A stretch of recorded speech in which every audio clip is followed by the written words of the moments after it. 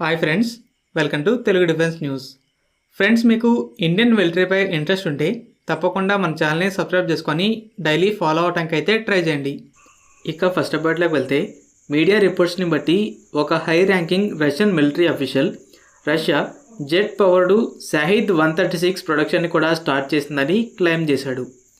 సెప్టెంబర్లో Iran jet powered Shahed 136 ఫుటేజ్ని release చేసింది. దీనికి టర్బోజెట్ ఇంజిన్ ఉంటుంది. ఈ వేరియంట్కి షాహిద్ 238గా డిజిగ్నేషన్ ఇచ్చింది. ఫస్ట్ షాహిద్ డ్రోన్ని చూస్తే, ఇరాన్ వెరీ లో కాస్ట్తో ఒక లాంగ్ రేంజ్ కమకజే డ్రోన్ని డెవలప్ చేయడంలో హ్యూజ్ సక్సెస్ని అచీవ్ చేసింది.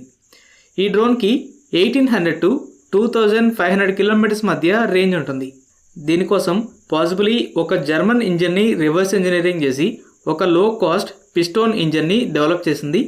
ఇది కిరోసిన్తో రన్ అవుతుంది. ఈ ఇంజిన్ ద్వారా డ్రోన్ మ్యాక్సిమం 185 km/h స్పీడ్ని రీచ్ అవ్వగలదు.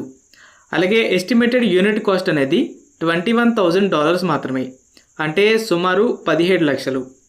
అయితే GMLRS రాకెట్ యూనిట్ కాస్ట్ అనేది $200,000.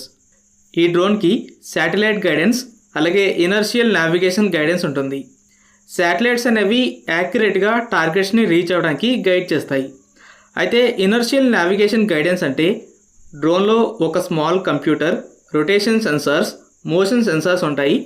డ్రోన్ ఎక్కడి వరకు వెళ్ళింది, ఎంత ఎత్తులో ఎంత స్పీడ్తో వెళ్తుందనే విషయాలను క్యాల్కులేట్ చేసుకుంటూ శాటిలైట్ ఇస్తున్న గైడెన్స్తో డ్రోన్ని ఆ దిశగా తీసుకెళ్తుంది. ఈవెన్ తక్కువ రేంజ్ ఉన్న గైడెడ్ రాకెట్స్ కన్నా కూడా చాలా తక్కువ కాస్ట్ ఉండడం వల్ల ఈ డ్రోన్స్ని వెరీ లార్జ్ నెంబర్స్లో అక్వైర్ చేసుకోవచ్చు. అలాగే గ్రౌండ్ టార్గెట్స్పై హ్యూజ్ నెంబర్స్లో లాంచ్ చేసి స్వార్మ్ అటాక్ చేయొచ్చు. అందుకే రష్యా ఈ డ్రోన్స్ని ఎంచుకుంది. ఇదే విధంగా యుక్రెయిన్ ఎనర్జీ ఇన్ఫ్రాస్ట్రక్చర్, మిలిటరీ బేసెస్పై లార్జ్ నెంబర్స్లో డ్రోన్స్తో స్ట్రైక్స్ని జరుపుతుంది. అయితే యుక్రెయిన్ కొన్ని హై వాల్యూ టార్గెట్స్ని ప్రొటెక్ట్ చేసుకోవడానికి ఎక్స్పెన్సివ్ మిసైల్స్తో వీటిని షూట్ డౌన్ చేస్తుంది. మిగిలిన చోట్ల ఎయిర్ డిఫెన్స్ గన్స్ని ఎంప్లాయ్ చేస్తుంది.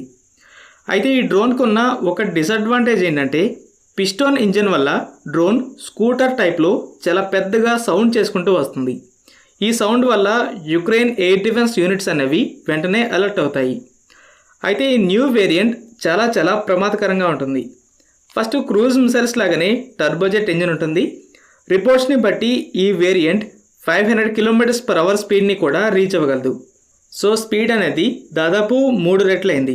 ప్లస్ తక్కువ సౌండ్ ఉంటుంది. దీనివల్ల ఈ హై స్పీడ్ షాహిద్ డ్రోన్ని షూట్ డౌన్ చేయడం అనేది చాలా టఫ్ ఛాలెంజ్ అవుతుంది, ఎందుకంటే తక్కువ రియాక్షన్ టైం. అలాగే షాహిద్ 238లో మల్టిపుల్ వర్షన్స్ ఉన్నాయంటున్నారు. విజువల్ డిటెక్షన్ కోసం ఎలక్ట్రో ఆప్టికల్ సెన్సార్స్ ఉంటాయి. అలాగే రెడార్స్ని డిటెక్ట్ చేయడానికి యాంటీ రేడియేషన్ సీకర్ కూడా ఉంటుంది. ఎయిర్ డిఫెన్స్ సిస్టమ్స్ అనేవి బాగా హిడెన్ ప్లేసెస్లో ఉంటాయి కాబట్టి ఎలక్ట్రో ఆప్టికల్ సీకర్స్తో ఉన్న డ్రోన్స్ అనేవి లార్జ్ ఏరియాని స్కాన్ చేసి కనిపెట్టలేవు.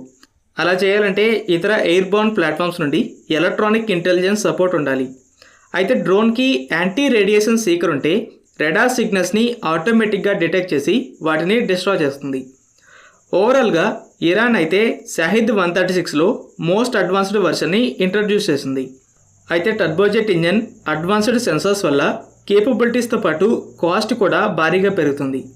సో కొంచెం హై వాల్యూ టార్గెట్స్ పైనే ఈ వేరియంట్ని యూజ్ చేస్తారు. అయితే రష్యా ఇంత ఫాస్ట్గా ఈ న్యూ వేరియంట్ ప్రొడక్షన్ కూడా ఎలా స్టార్ట్ చేయగలదనేది ఒక క్వశ్చన్ మార్క్ అయింది. కానీ ఎటు తిరిగి రష్యాకి మాత్రానికి ఈ వేరియంట్ని కూడా అక్వైర్ చేసుకోవాలనే ఇంటెన్షన్ ఉన్నట్టు కనపడుతుంది.